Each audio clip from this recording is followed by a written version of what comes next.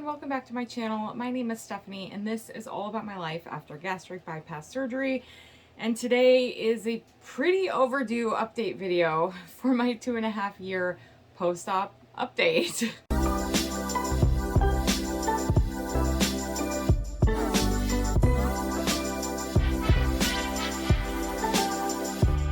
I've been getting quite a few comments over the last several months asking where I am, if I can do an update, and making sure things are okay. And I've put out there a couple of times that life got really busy. My priorities kind of shifted with a few things, and being able to do videos for the last 8 months, has it been really that long, has been kind of difficult for me. But I did find some time to set aside to be able to film an update because I really did have it on my mind and wanted to put out an update. One, just so that people know that everything's going fine and things are great, but also to just make sure that I can kind of squash some ideas that I disappeared because it's not working for me anymore. So I just wanted to come on to give an update, kind of say where I'm at and what's been going on for the last several months. For the people who are here to just see if I've gained all my weight back in the last 8 months and that's why I've been hiding, no, that's not what happened. I will start with some stats and some information for anybody who is just super snoopy and wanting to know that stuff. I've said before that I really wanted to get away from having constant weight updates and everything because that's just not where my mental space is anymore. But that doesn't mean that it's not information that could be helpful for somebody. 2.5 years post-op, you start to see a lot of things about people having regain and issues with falling back into bad habits. And so I just figured I'd touch on that really quickly. So I weighed this morning at 213.2, which if you've been following my old videos, you'll know that that's up a little bit. It's about 10 pounds or so from the last time I left off. That is for a lot of different reasons. There's never just one easy answer for everything. But I have been floating at that for many months. I have been hovering around 212 pounds for probably 4 or 5 months now. It's not changing pretty much no matter what I do. I've had weeks where I've eaten a whole bunch of pizza, and I've had weeks where I feel like I've barely eaten anything, and I still hover around 212 pounds. That's just kind of where my body's landing right now. I am personally reassessing and just trying to figure out what I want to do, because although there is a part of me that wants to continue losing weight, and I still have more to go, I absolutely want it to be clear that I am really happy where I'm at. I try to keep it in mind as often as I can that I am really happy with my relationship with food, and I'm really happy with my lifestyle right now. I'm really happy with my weight. I'm really happy with the way that I look. I'm really happy with the way that I feel. All of those things are way more important than what the actual number is. And I just wanted to make sure to say during this update video that just because somebody doesn't reach their goal weight, which by the way was completely arbitrarily chosen on my end, just because somebody doesn't get to a certain point where you think that that means that it's successful, does not mean that it wasn't successful for them. I will catch my reflection occasionally and feel really good. And that rarely happened for me in the past. It's not like I looked at myself in the mirror and cried every day. It wasn't like that.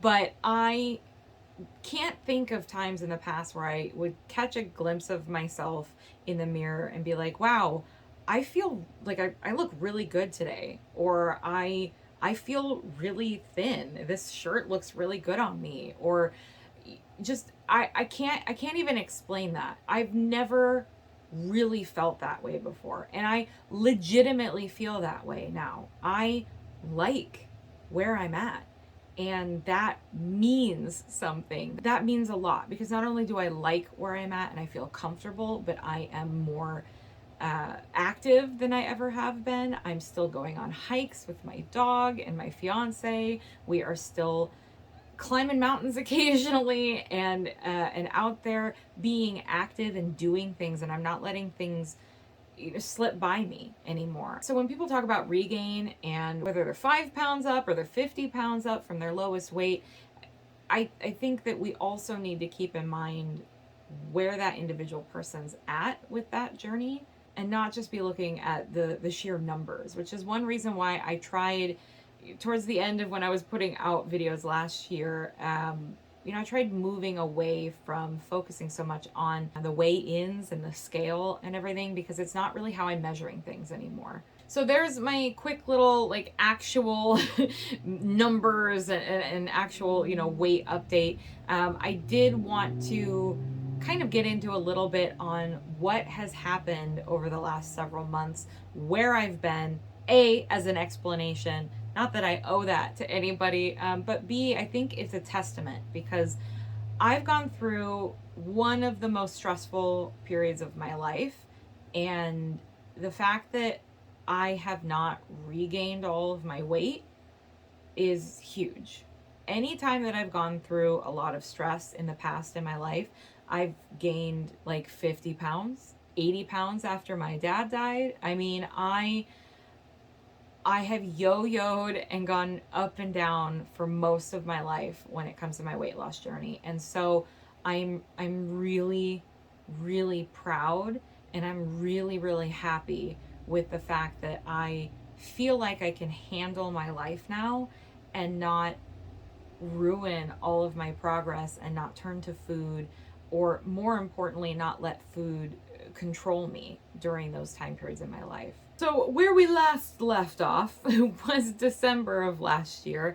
The stress of the holidays, there was just a lot going on, and I just felt really busy, but I felt ready. I felt ready for the new year, and I felt ready to tackle stuff and to move forward, and I felt like I was in a good place emotionally. I felt like I had a good balance with my work, and I had just finally reached this point where I felt like I was ready to take a few more steps forward.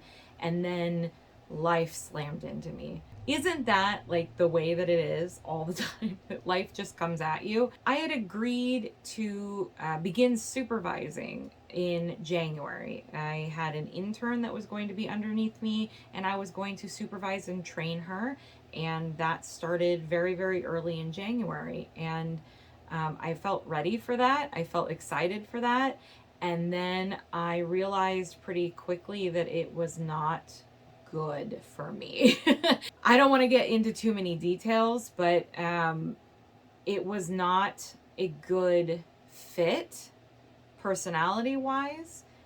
It was a constant struggle for me. I didn't really feel very respected in the whole process. And so it was really draining on me, and I was putting 150% into my days. With the way things were handled at the company, I was basically having to make up the time that I was losing for training the intern. So I was actually working longer days. I was working harder. I was having to do a lot of stuff in addition to the training. Nothing was taken off of my plate to balance that out. It just became something that was really big, dumped on my plate in addition to everything else that I had to do. And then in addition to that, I was continually getting more and more work on top of the work that I already had. So it became really, really tough for me. And so all of January was extremely stressful, and I kept telling myself that it was a transition period, and that once she got a little bit more settled and I got it under my belt a little bit in supervising and training, that it would kind of settle down and get better, and it never did. So the majority of January and February was me just struggling to stay afloat, feeling like I was drowning, feeling like I couldn't keep up with any of the work that I had. I started seeing myself be a little bit sloppy at work because I had just too much on my plate, and I was really, really struggling mentally. After work, I didn't want to do anything. I was mentally completely fried, and it was carrying over into my personal life after work. And it was just really, really hard to find that balance, which hit especially hard because November and December I had finally felt like I found a really good work-life balance that was working for me, and then all of a sudden it just felt like it was completely ripped away in January. And so I spent a lot of that time just completely unable to even think about doing things outside of work. I was absolutely exhausted. Filming a video was not, I didn't have time and I didn't have energy to do that. It just wasn't going to happen. As February started rolling around, that put us at the 1 year mark before our wedding. So we are getting married February of next year, 2024. And at the 1 year mark is when we could start to make sure that we had the venues that we wanted booked, and that we were able to get a few of those things verified and on the books, so that we didn't have to worry about timing. We really wanted to get our wedding date really, really bad because we decided to go for 2/4/24. And so it was important to us at that 1 year mark that we got everything booked and settled, so that we knew that we had the date and we knew that we had the venue, and that we could work on other things later. But that was something we could do at like 364 days. So we started kind of wedding planning, because once we started booking the things, we got excited and we started looking into options and planning stuff. And so then any of my free time that I had outside of work, even though I was exhausted, we were spending time looking at ideas for wedding stuff and getting excited about it. And that's what we were spending our free time on. And it was one of those things, I remember talking to a couple of people, that it was a little bit of joy that I was getting in this river of chaos that I was drowning in. And so for me, the idea of filming a video, even though I enjoy doing this and this is a hobby, it became feeling like a chore. Whereas wedding planning felt fun, and planning the honeymoon felt fun. And so we started looking into those things, because that was my break from all of the stress at work, was at least I get to plan this fun event. So that's where all of that time was going, and any amount of energy that I had. During all of this, I think I've mentioned in several videos, starting, I think it was September of last year, my cat got diagnosed with diabetes. So we were constantly trying to get his insulin levels right. We were going into the vet fairly often, getting him rechecked, reevaluating everything. And it had been a struggle for a while. It just wasn't getting under control. No matter how much insulin we were giving him, it seemed like he wasn't reacting the way that the vets wanted him to react. So then they started looking into why he might be insulin resistant, what else might be going on. And starting at the beginning of the year, he really started to just not respond well at all. And in March, he started deteriorating, and we started noticing that his personality was changing. He was a lot grumpier. He was a lot, like mangier. He wasn't cleaning himself and keeping up with himself very well. He was very lethargic. The insulin wasn't working for him, and so his blood sugar levels were just too high all the time, and we just could not really get a hold of it, even though we were constantly in contact with the vet and constantly adjusting things. So we had an appointment in March to really kind of try to get to the bottom of this. We had an ultrasound for him. We were looking at all these different options for trying to figure out what was causing this insulin resistance, what exactly the issue was, what else needed to be fixed to help him with the diabetes, because clearly there was more than one thing going on. And the morning of our vet appointment to go in and talk about his ultrasound results and kind of really get situated with what our plan was moving forward, he stopped eating and he just did not look well. And I called them and I said, something's really wrong today. This isn't right. And so we went in, and sure enough, he kind of had reached that point of no return, where the vet really didn't think there was anything else that we could do in a quick enough time period, especially with his out of control diabetes. Him not eating meant that we couldn't give him his insulin shot, And so we were at a point where he would have to be hospitalized and force fed in order to get him the insulin, just to get him through some more tests to figure out what else was going on. He had lost a lot of weight. He just didn't, he wasn't happy. He was not looking well. And so unfortunately we had to put him down that day, and that hit me really hard. He was only 12. I feel like he had a lot more that he could have had in him, and I'd had him since he was about 4 or 6 months old. He was my buddy.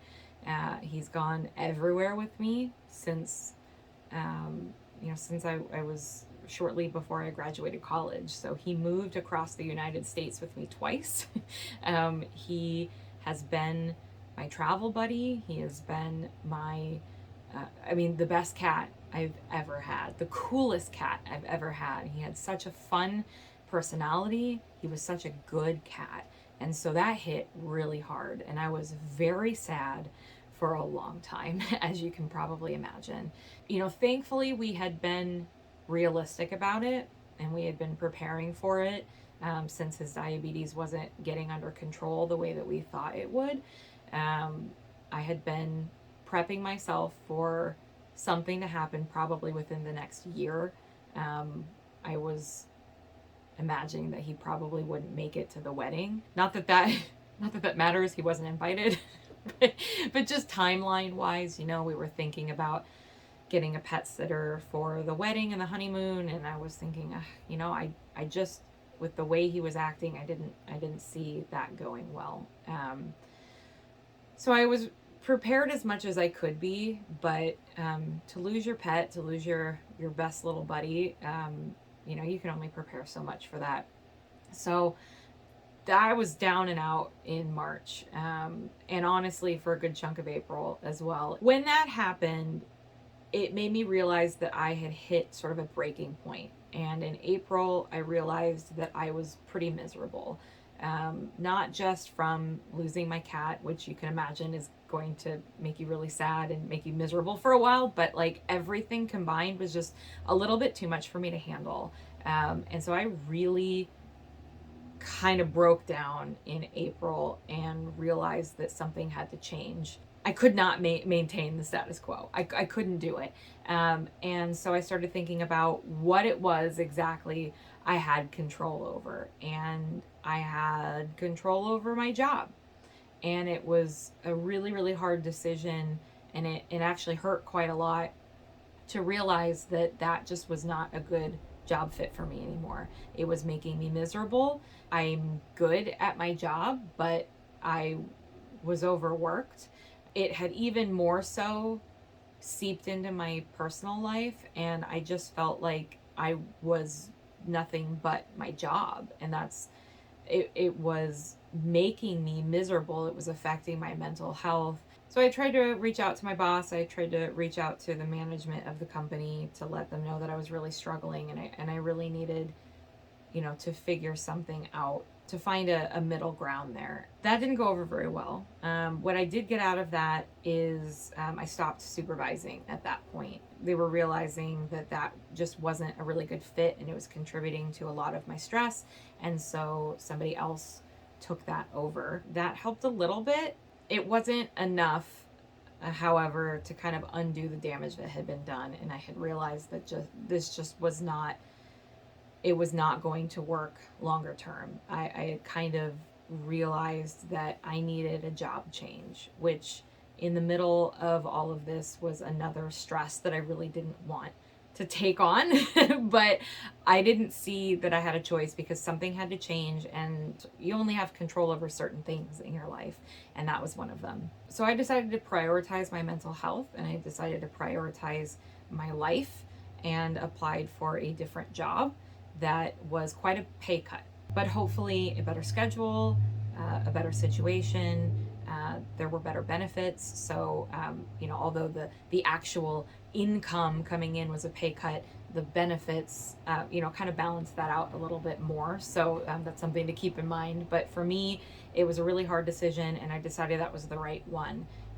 And so I started applying for this new job, and and going through the application process, going through the interviews. And by the end of April, I had finished the process and was waiting to hear back from them. I felt fairly confident that I was going to get offered the job.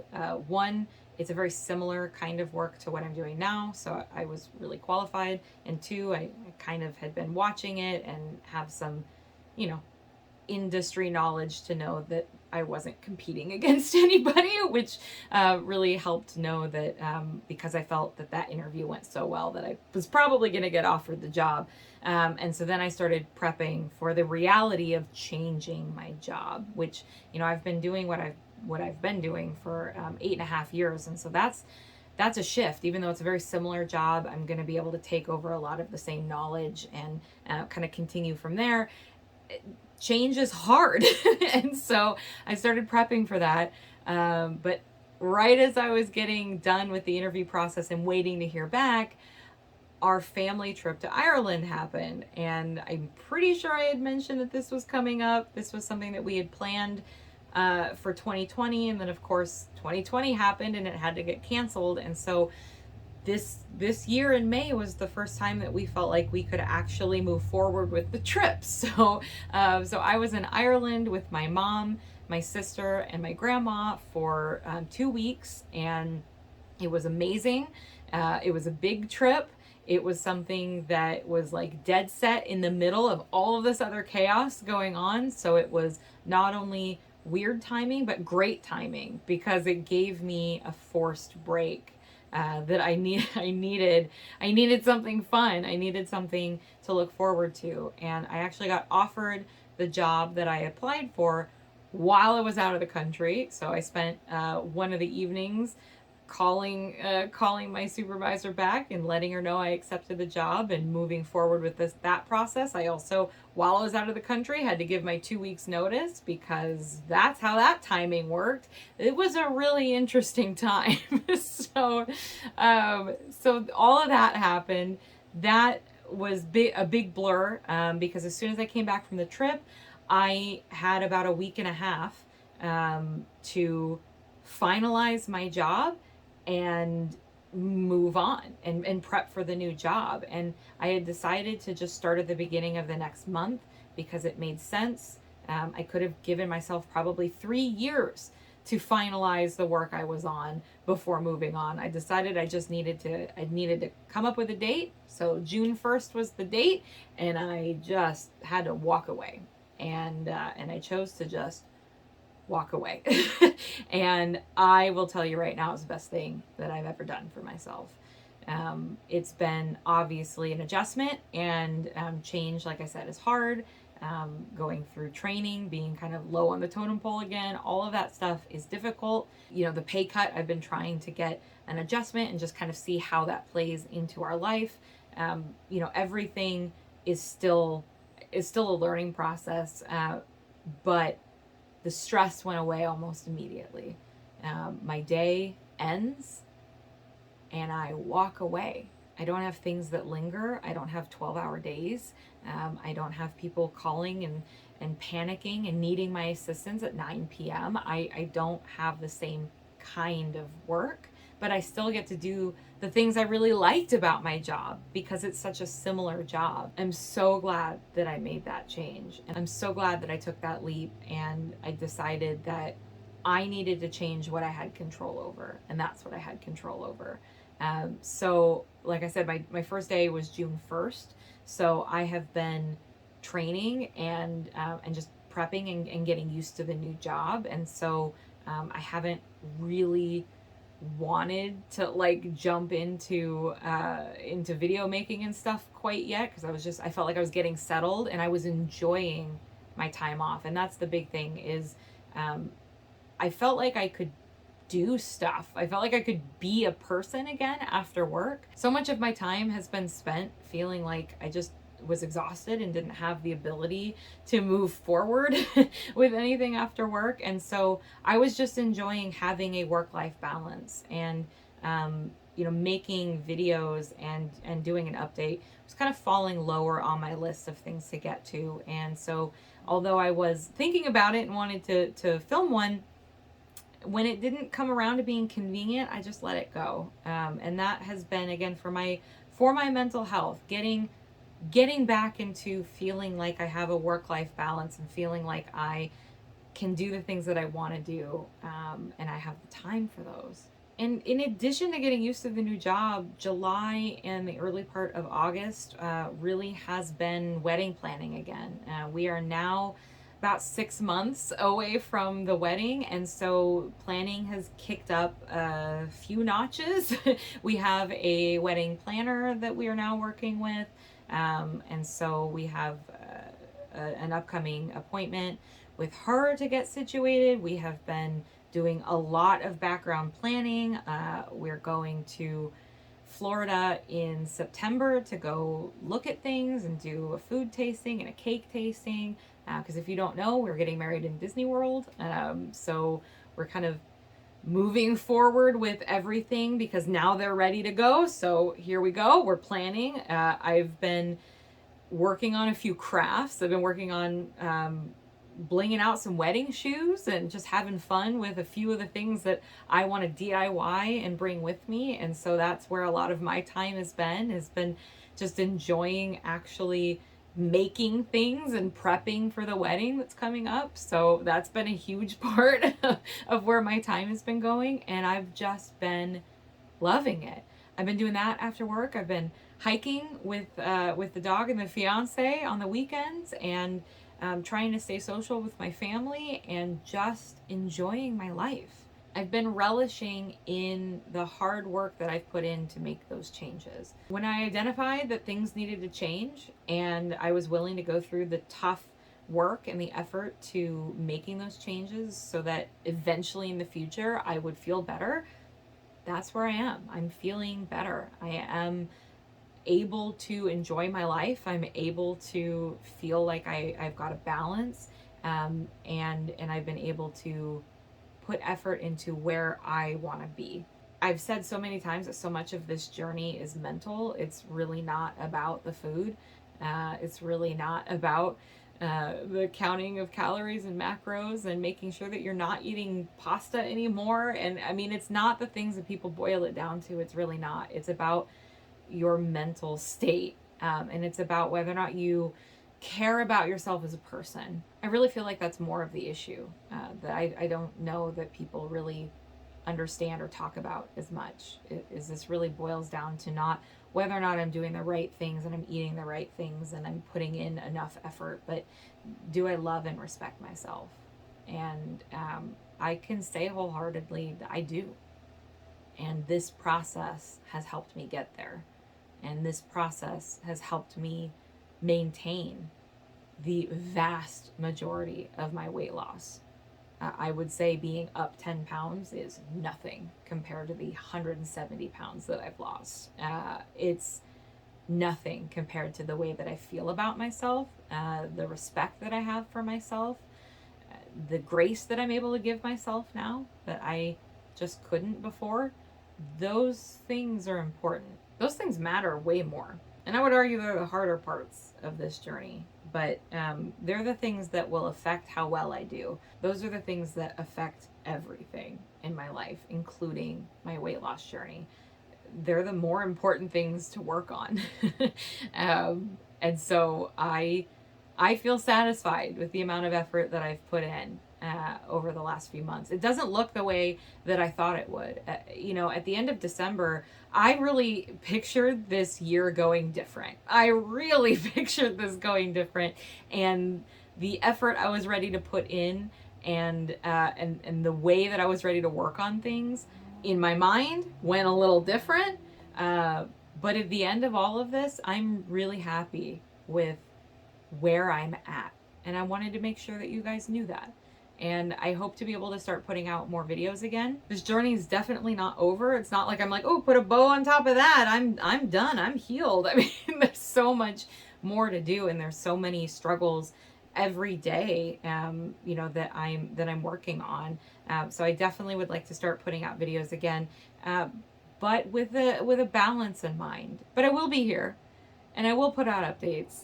And I will try to keep in contact with with those of you who want to know what's going on and be involved. So, like always, I hope you stay happy and healthy and always look at the big picture. And I will see you guys in the next one.